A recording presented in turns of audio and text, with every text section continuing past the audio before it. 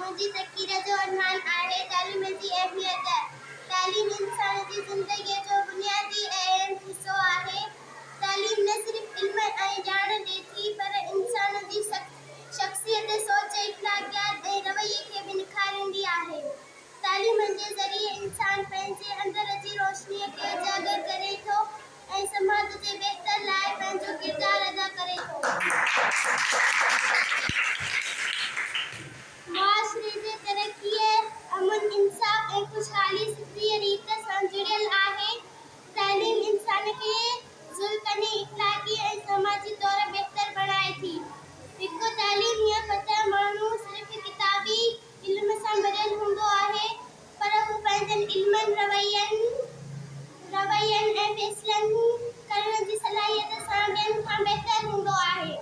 तालीम इंसान खे सच ऐं कूड़, सुठो ऐं बुरो, हक़ ऐं नाहक़ जी सुञाणप कराए थी।